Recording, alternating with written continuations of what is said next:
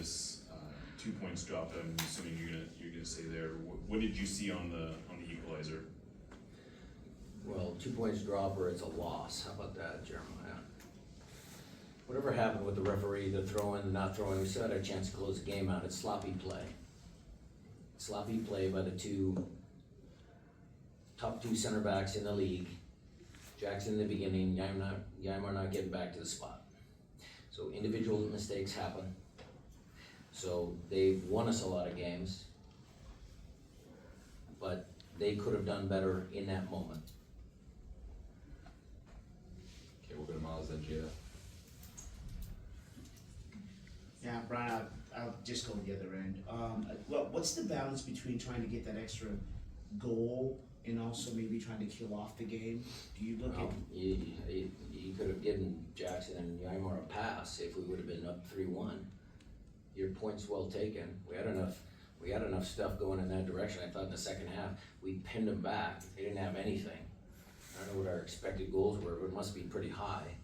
But we just didn't have that final little bit of quality in there. I mean, Obed, a little give and go. I mean, we had a lot of really good attacking movements. But you keep a 1-goal lead, you're playing the fire. Jada?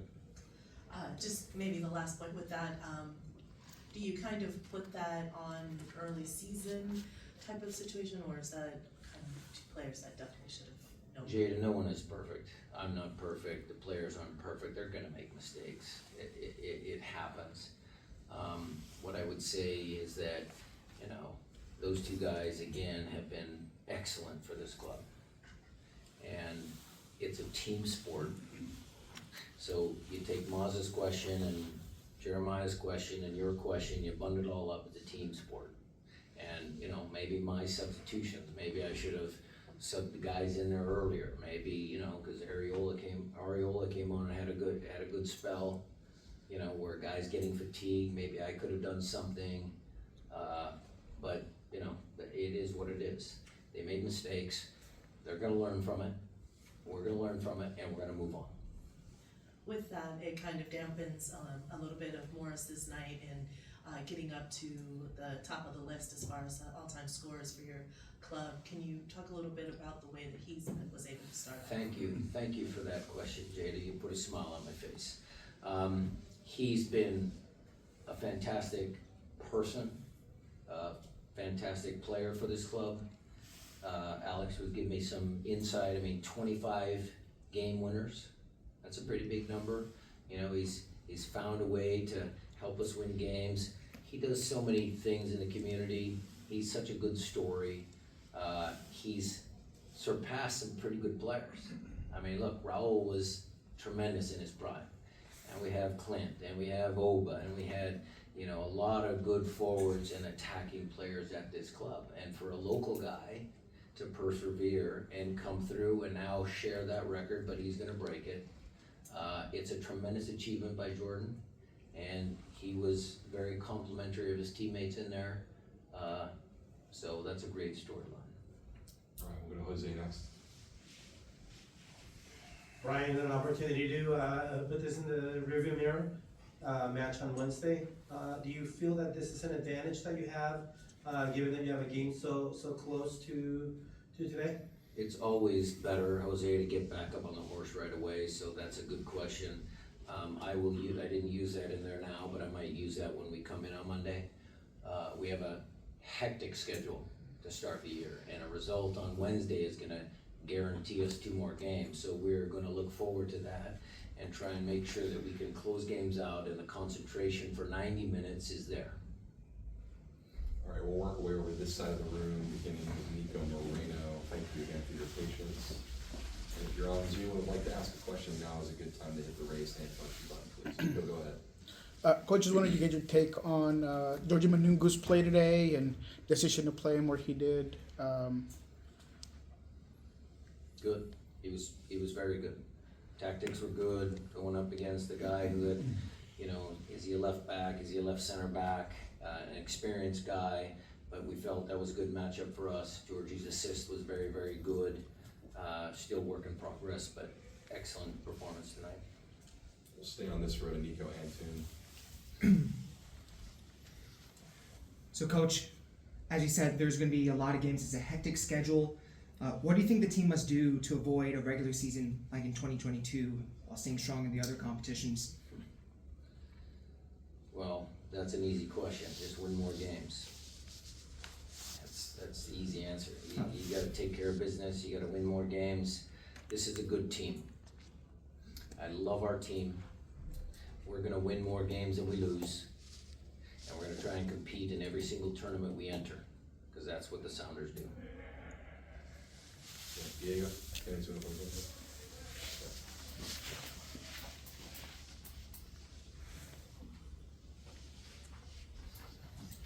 Ok, buenas noches.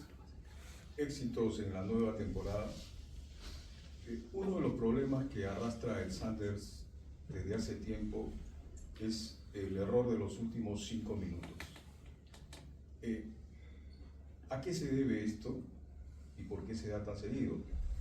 ¿Y cuán diferente va a ser este equipo de las temporadas anteriores? Gracias.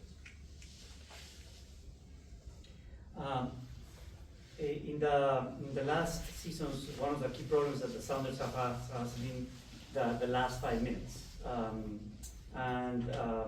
Do you have a reason for that? And with that, why it happens so frequent? And if there is, what is going to be different the upcoming this new season? Well, my memory might not be good, but I disagree. I don't know if we were that bad in the last 5 minutes of games. I'll have to do some research. So I appreciate that question. But right now, sitting here right now, I don't think we were bad last year in the last 5 minutes.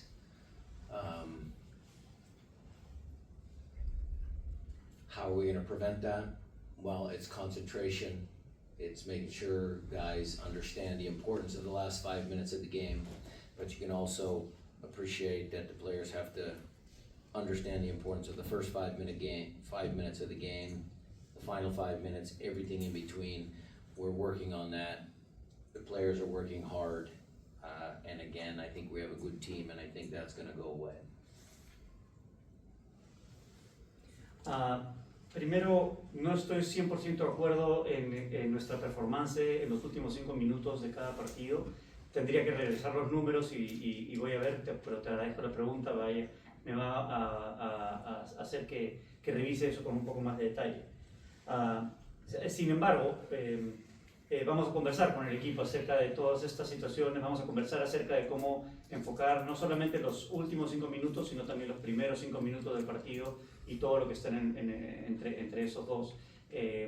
Tenemos un buen equipo y creemos que podemos sobreponernos de una situación como esa. Éxitos en la nueva temporada, si le puedes mencionar, por favor. He said success for the new season. Thank you. Gracias. All right, we'll come back around this side. Jeremiah, I think you were the first follow, so I see it was that.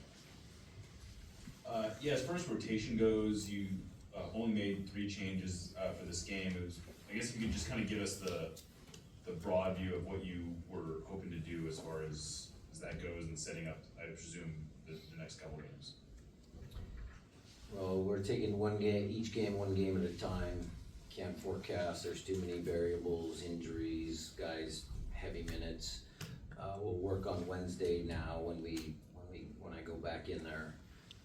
The idea was to change a couple of guys based on what we saw out of Charlotte, playing with 2 wide wingers, and then getting some fresh legs. We were talking about subbing early, but I thought we had control of the game in the second half, so maybe I would have made a couple more changes had the game been a little more different, but I thought we were in control of the game. And lo siento para tu pregunta, I'm a little bit hot right now because I think what we did well tonight, even on short rest, was very good. Some of the attacking movements, the combination play, all of that stuff was exciting soccer. And so we worked really hard on our attacking movements in preseason. We scored 2, we should have scored more, but the team, I believe, is a very good, exciting team. And so that's why I'm a little bit sour right now on the questions. Jose? Coach Ryan, opportunity creation standpoint, you seem to create a lot of good chances on net. How does that continue from or how does that manifest itself from the work that you did in preseason in order to create those opportunities? Well, we worked on, tweaks to our 3-2 build-up, getting numbers in the box, making sure that we have, the prime assist zone, we attack that as much as we can, and we tried to balance the team. Last year, sometimes the right was good, the left was non-existent, and vice versa, so we tried to make it a complete team so we can attack from here and here.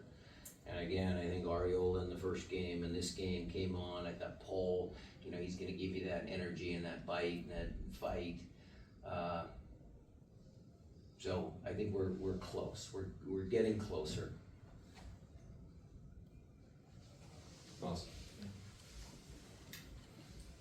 Yeah, Brian, staying kind of your tweaks and movements, Albert Rusnak seemed to kind of always find the pockets, whether he was in the attacking third or coming back on defense and playing next to Obed and Christian Rodan, and sometimes in front and sometimes he slotted back.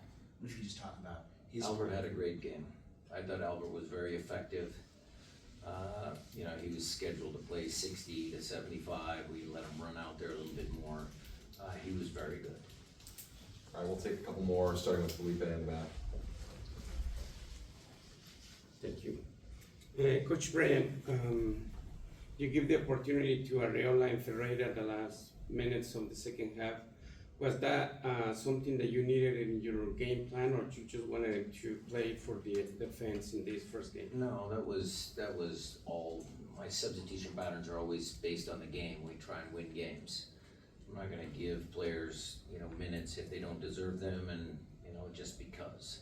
So the starting lineup we put out there tonight, I thought was working. Paul Rothrock was on a time issue from his injury from last year, so Ariola came on. Again, maybe I would have subbed a little earlier, but I thought we had control of the game and we were creating chances. We're gonna take one more in the interest of getting into the locker room for player access. Nico Moreno, take us home.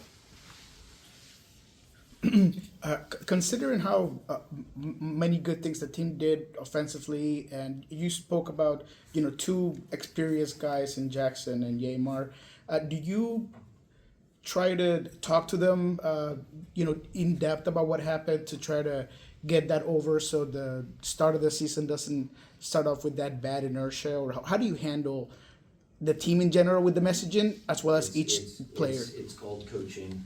We've already discussed it in front of the group. We'll discuss it individually, we'll watch film, and we'll get better. Thanks all. Thank you. Thanks, Coach.